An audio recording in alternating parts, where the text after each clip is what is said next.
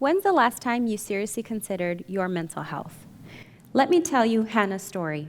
In elementary school, Hannah suffered anxiety and constantly was worried about things. In middle school, she was bullied for being overweight. And by eighth grade, she was contemplating suicide. Lucky for her, her friends had mental health education and were able to get her the support that she needed. I am so sorry. I'm like freezing right now. That's okay. If you need to look down, you can. Sure. So sorry.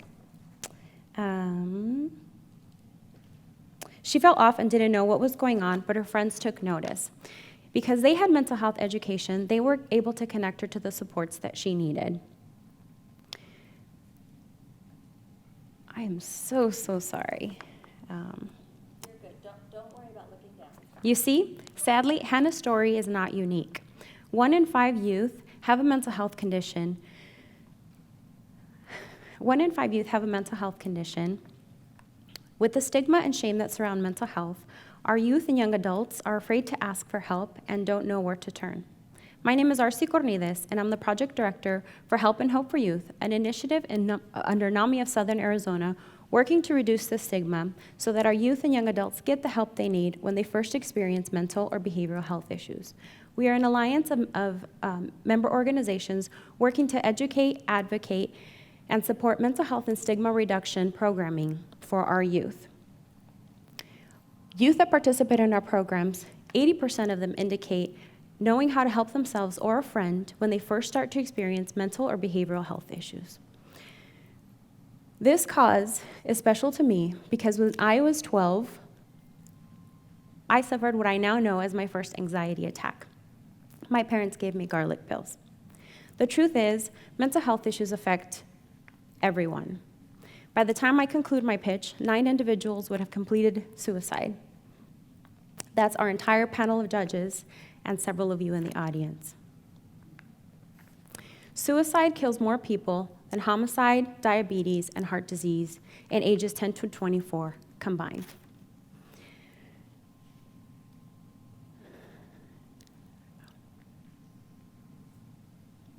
So sorry.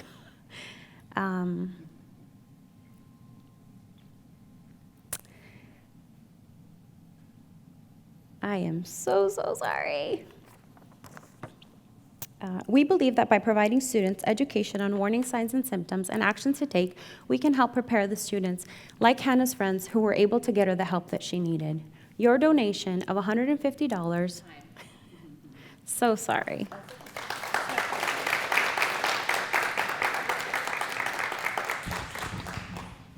You have no idea how much I get you. When I first started out in reporting, I did exactly that in live shots. You need to kill that. You need to put bullet points and not script yourself so strictly, because you just want to look down at bullet points and then talk from the heart. You know the organization. You've lived the panic and the fear and the stigma. You know what I mean? Yeah. So just talk with bullet points. I would say don't marry your script. Okay. But I will say I liked the personal story. The garlic pills was crazy. And by the time I end my pitch, 9 people, that was great. Hi, Arcy. Hi. Don't feel bad at all. This is the first practice session. I absolutely love your program, and I love the way you've done your speech here. I have a daughter with anxiety, and I think the peer-to-peer service piece that you're talking about is so critically important, and I love the fact that you bring in your personal story. And I think you could even use that and say, I might be having an anxiety attack right now. You could use that if you needed to, right? And then you would laugh and we would laugh and it would pass. So I would say there were a couple of really, really super minor things. Don't say NAMI, because that's, again, the acronyms are really difficult for people. Okay. I think when you start describing your program, It sounds like Aaron noted earlier, it sounds a little bit like it's coming straight out of your grant applications. So maybe make that more conversational. I love the piece about the suicide, the number of suicides that may have happened while you were talking. That was incredible and so powerful. And you're going to have to do that really dramatically and very slowly so that we get it. My suggestion to you about your speech itself is, Christy said bullet points. One thing that I've told people when I've coached them is take the first sentence or first phrases of each of your paragraphs and just put those on something so that you can, that's where you were getting lost. It's like, what's my next paragraph? What's my next paragraph? Right? So if you just put your cue down, that will get you rolling on it. And I would say you need to practice like 100 times a day. You know, practice for every single person that you encounter and say, hey, can I give you my speech? You might even consider recording yourself reading it and then listening to it all day. Like, just really make it so embedded in your brain that there's no way you can not remember it. Since you know that you have a little bit of stage fright and anxiety, that will probably help you quite a bit. But don't feel like you got to memorize it. No. And I feel like I tried so hard to like remember as much as possible, and then I'm here and I'm like, oh my God, I'm freezing. Yeah. That'll kill anybody. Okay. Yeah. To that point, none of us have a script, and we're not judging you on like technical accuracy. And so you can say whatever you want for 3 minutes, and we'll think that that's exactly what you wanted to say. The only way you can change that is if you say, I'm sorry. So, that's just something to keep in mind.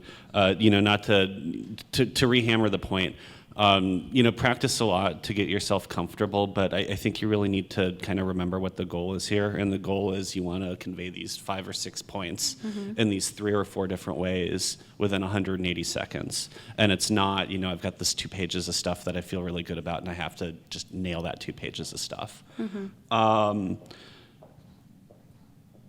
So let me tell you about Hannah's story. It doesn't really get me. I think if you could just, Hannah is, a 16-year-old who likes X, and I want to tell you a little bit about what she's doing.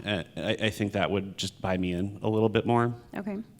And then the other thing is, and this is really a gift for you for like 95% of what you're doing, but you got to be mindful of it for the other 5. You have like the most reassuring and comforting voice I've heard in a very long time. And it's really a gift when you're talking about something this heavy for people in the audience to have somebody so reassuring and like comforting, explaining it to them.